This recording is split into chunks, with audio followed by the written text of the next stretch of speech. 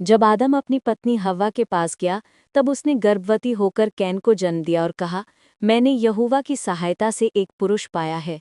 फिर वो उसके भाई हाबिल को भी जन्मी, और हाबिल तो भेड़ बकरियों का चरवाहा बन गया, परंतु कैन भूमि की खेती करने वाला किसान बना।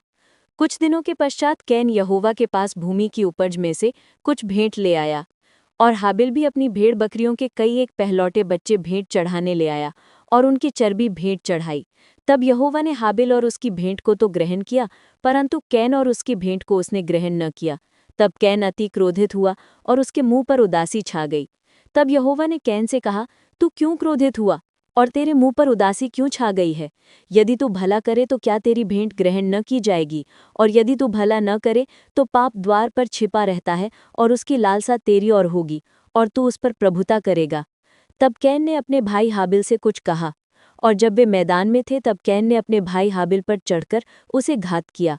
तब यहोवा ने कैन से पूछा, तेरा भाई हाबिल कहाँ है? उसने कहा, मालूम नहीं, क्या मैं अपने भाई का रखवाला हूँ? उसने कहा, तूने क्या किया है? तेरे भाई का लहू भूमि में से मेरी ओर चिल्लाकर मेरी दुहाई दे रहा है। इसलिए अब भूमि जिसने तेरे भाई का लोहू तेरे हाथ से पीने के लिए अपना मुंह खोला है, उसकी ओर से तू शापित है।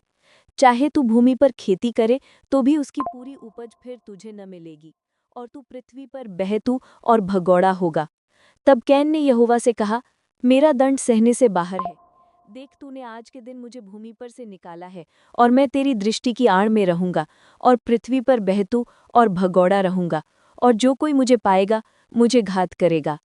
इस कारण यहोवा ने उससे कहा, जो कोई कैन को घात करेगा उसे 7 गुना पलटा लिया जाएगा। और यहोवा ने कैन के लिए एक चिन्ह ठहराया, ऐसा न हो कि कोई उसे पाकर मार डाले।